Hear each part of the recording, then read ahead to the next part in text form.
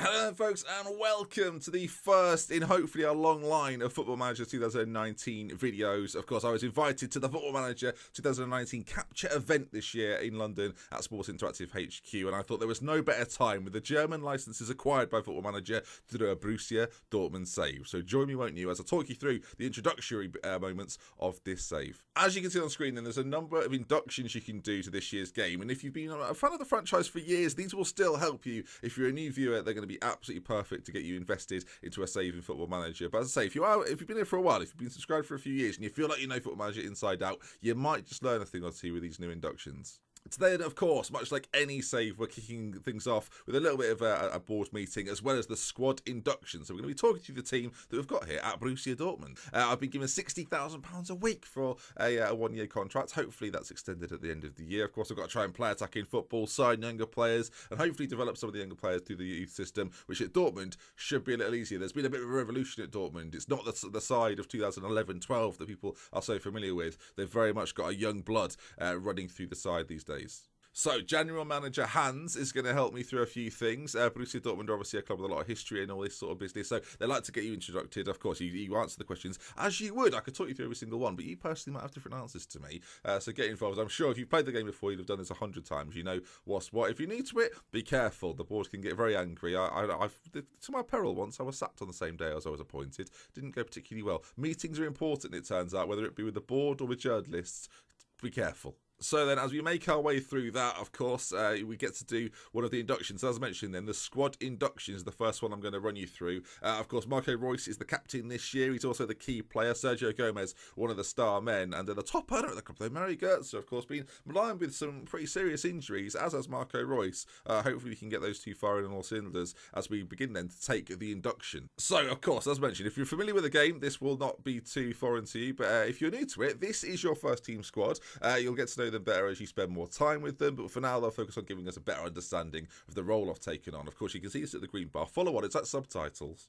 On the far left-hand side, then, that's where you sort out your positions. I always like to sort it so it starts with goalkeeper at the top. You don't have to do that. If you'd like to have your squad where you've got it's sorted by position that they can play rather than the positions that are sort of the 11 and the subs on the pitch, you can do it either or. So it doesn't really matter. If you're sort of deciding on substitutes and whatnot, it can be better to leave it unsorted. But I think generally, at least in my perspective, I always tend to sort it. The one just inside of that, of course, is the key information. For example, you see the red one there, HOL stands for holiday, which means they're not quite back from their World Cup and international, and maybe they've just been on holiday, maybe they've been to the sunny coasts of England, who knows. I think it's probably unlikely, but let's not rule it out. Of course, you then have your squad list, which is always formatted from goalkeeper down to striker at the bottom. You can see already at Dortmund, we might be a little light up top. That might be an area in which we look to improve. Of course, you've got the darker blues, or the sky blues, the brighter blues is what we should probably say. They're the players that are on loan at the club. Alcacer, an example of that, of course, and Paslak at the top there, of course, he's on loan somewhere else.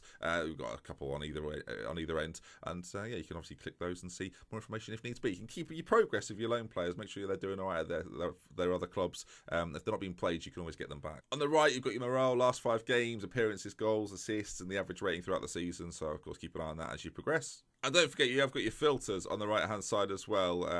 Obviously, as it says there, at first, a lot of the information could be a little overwhelming. So if you just want to focus on your defenders, then do that. Maybe just your left-sided players, right-sided players. If you just want to look at the second team or the reserve team, you can do it on different screens, but you can also do it from your squad page as well. All right, then. That is pretty much, as it says there, the basics covered. And they recommend that I familiarise myself with the players, particularly their individual profiles. So that's what we're going to do then. Let's take a look through some of the players in the squad. Of course, you've got your goalkeepers, you've got your defenders, you've got midfielders and your strikers. If you didn't know that to begin with, I feel like this maybe isn't the game for you, actually, now I mention it. But let's take a look at a few of them then. Berkey in goal will certainly be our first choice. His handling maybe not as high as I would like it to be, but at 27 as well, it's not that likely to improve too much, but I think he's our option for now. We don't really have the finances. We'll go through a few of that in a moment. I'll show you my transfer budget. We haven't really got enough to bring in another goalkeeper, so I think Berkey this year will certainly do a job for us, hopefully, anyway. The defence is, I mentioned it before, that sort of 2011-12 Dortmund side where they had Hummels and Subotic at the back. They've gone. They're long gone. And they now sit with Akanji and Diallo as well as Toprak in those defensive positions. We've also got a young man here, Dan Axel, which I think is a fantastic name. Dan Axel Xanadu, I think that's how you'd probably say it, the Frenchman. Could be quite good. Heading is a little bit suspect, and maybe his acceleration needs a little bit of work, but lots of young potential at Dortmund, of course. That is one of the philosophies they want me to instill, and I think with the resources I've got here, definitely going to be a possibility for us, so I'm quite excited. As I say, Diallo and Akanji in top rack, probably going to be our first choice defenders, so keep an eye on them. Guerrero at left back, maybe we'll be replacing Schmelzer come the long term, and Axel Witsel, nice to have him here, newly signed of course from China, the 29-year-old, loads of caps for Belgium, very seasoned, got really good mental attributes, it must be said, physically pretty good too, 6'1", playmaker in the centre, might be used to play some different positions actually, he could be quite defensive, tackling maybe needs a little work in that area, and at 29, so likely you're going to be able to develop him, but yeah, I like what we're working with there. As we move a little further forward, Thomas Delaney, the Danishman, he's been brought in relatively recently. Julian Weigl, a little bit worried. Bayern Munich are interested, so we've got to try and fend them off the best we can. 22 years of age, could be a German regular for quite some time if we can develop him, or continue to develop him as he has been so far in his career. And then as you move further forward, some familiar names, Mario Götze and Kagawa, two players synonymous for me at least with Borussia Dortmund. Of course, Kagawa left and came back, but and I feel kind of bad now. I'm probably going to sell Shinji Kagawa. I'm going to at least try to sell Shinji Kagawa. He's just not quite as athletic, and I mentioned it before. I feel like we're missing a striker, and I think to fund that, we're going to have to sell a few players, and there's not too many players actually that I want to move on.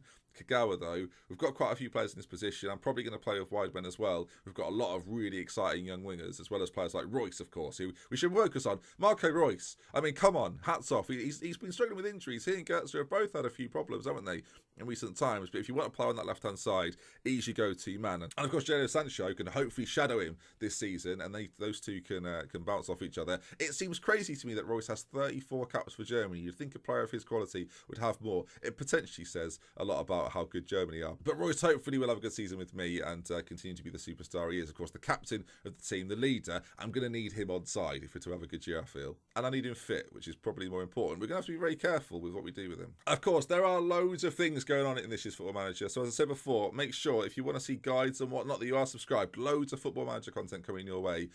Make sure you keep an eye out for it all. There's loads coming. And out front then, I say, Pulisic is probably going to play on that right-hand side. We've got a lot of rotation options, though. Wolf, of course, will play up there as well. Alcacer, of course, on loan from Barcelona. Really decent signing to bring in, but I feel like he needs competition. I've got my eye. I'll reveal. I've got my eye on Timo Werner. I think he could be a superstar. Let me know. Good transfer or not? Comment section. This is where you get involved. And overall, I'm pretty happy with the squad that we've got. If we quickly go to the team report and look at the squad depth, then you can see, if we take it over to the current ability screen, they're pretty well set across the board. Decent across that core, that spine is really good. Looking forward to what we've got with that. Again, Berkey in goal, he's good, but not great. But in the midfield especially, we've got some really decent players in there. Witsel, Delaney, Weigl. I mean, you're not even talking about Götze and De Hood at that point. So we've got some really decent players in the middle. And it should be a good campaign. I'm hopeful, at the very least. Of course, if you're going to join me on this Borussia Dortmund journey, make sure you are subscribed. Next episode, we will be talking about tactics. We'll go through the induction for that. This series will be very much, the first week at least, will be induction based, and then we'll get into some more gameplay stuff and hopefully be quite successful with Dortmund in our first season in Germany. I'm hopeful at least. Of course, with the new licensing, it made perfect sense to do the Bundesliga. I mean, let's look at the Bundesliga. Look at it in all its glory, all those lovely badges. Nice to see. And hopefully lots of people will be trying out Germany as a result of this. I'm excited then. If you're excited, say do drop a like. Want to see more, make sure you are subscribed to the channel. And we love with care from me to mention. Until next time, I'll see you again very, very soon. Oh, no, before we go, Football Manager 2019 giveaway, which will have beta access. Worth noting that this is an alpha, so this won't be available to people, but when the beta is released, I will be doing a giveaway over on Twitter, twitter.com/drbenji. Of course, there's a link in the description. Retweet that tweet, enter the giveaway, and I'll be giving out more than one probably over the course of the next week, so get involved. We love with care, as mentioned before. I'll see you again very, very soon, tomorrow for more, 5 p.m. I'll see you for it. We love with care. Goodbye. And later in the future, a video of my top 10 favourite screens in Football Manager 2019. Have a click, have a look, have a gander.